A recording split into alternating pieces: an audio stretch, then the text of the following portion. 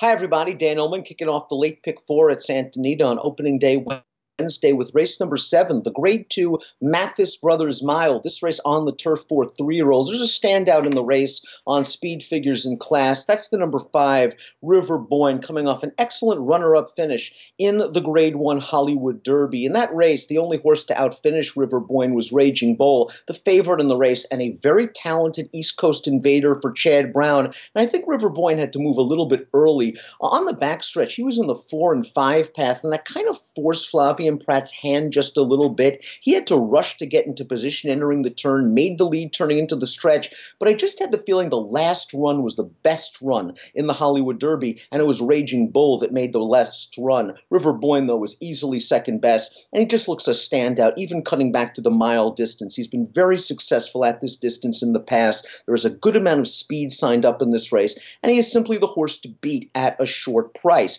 When we talk about the pace of this race, there are some horses that like to be forward, perhaps most notably the number 3 Gidoo. In her most recent race, the Showing Up Stakes at Gulfstream West, Gidoo was sort of rated in behind the speeds. It was not the cleanest trip in the world, and this Tom Pletcher trainee has shown talent when he is able to sort of hear his feet rattle in the early portion of his races, most notably down at Tampa Bay Downs at March, then turning back to 7 furlongs at Belmont in the Paradise Creek.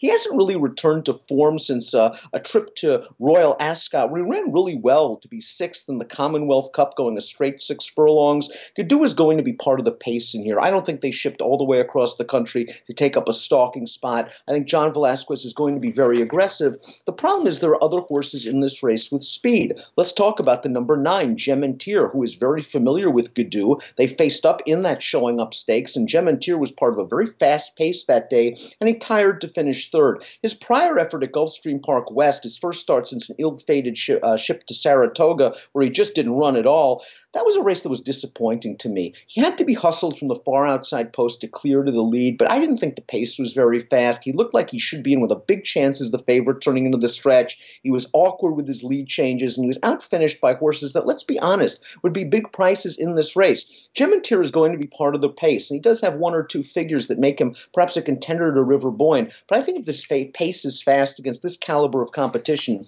Gementier could be in trouble. The 11 Snazzy Dresser is another horse that's going to be forwardly placed. He opened up a gigantic lead against starter allowance horses last time out and was able to hold on. And it just seems that that style has worked well for Snazzy Dresser. The problem is after 9 lifetime starts, I'm really not sure how good Snazzy Dresser is, a career best buyer of only an 81. And with horses like Gidoo and Gementier in this race, Snazzy Dresser is really going to have to work for the lead. So if he does make the lead, this former maiden claimer is going to have to probably run a career best race in order to outfinish River Boyne and some other talented closers. Let's talk about those closers, beginning with the European invader, the number 1 Seho, who won his last 2 starts before being privately purchased by Ronus Racing and John Sadler. He'll get Lasix for the first time. Irad Ortiz takes them out. He draws the rail. And in watching that most recent race, way back on July 14th at Longchamp, it was run in sort of an American style. There was a fast pace, and Sejo was outsprinted early and came with a good late run. It was not a strong field of handicap horses that Sejo beat that day,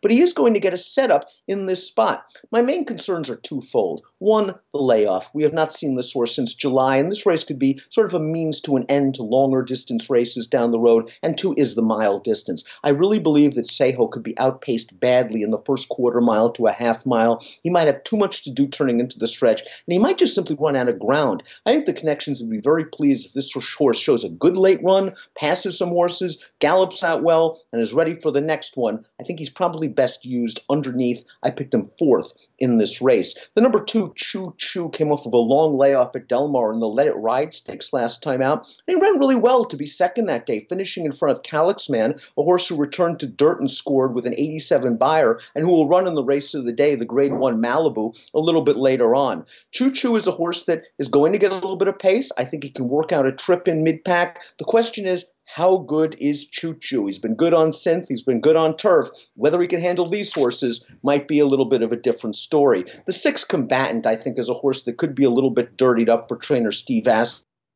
And this is a horse that's raced 3 times on turf, and while he's never hit the board, I think he has excuses in all 3 of those races. His first start on turf came in his career debut from an outside post position. He didn't have to be sharp for that race. He actually ran okay to be 4th after being in contention turning into the lane. His second turf start came in the Hall of Fame at Saratoga, and he just caught yielding ground, which I don't think he liked. He also faced the really good Raging Bull that day. And then in the Better Talk Now at Saratoga, this one-run closer was last off of a rather mild pace. There wasn't a lot of pace for him to run at. He came with a good run. And again, there were good horses in that race. Have at it. The runner-up came back to win the Hill Prince with an 89 buyer, and then came back to hit the board in the Twilight Derby at Santa Anita with a 91 buyer. Combatant has faced good horses on the turf. He's going to get the best pace setup I've ever seen for him on the turf.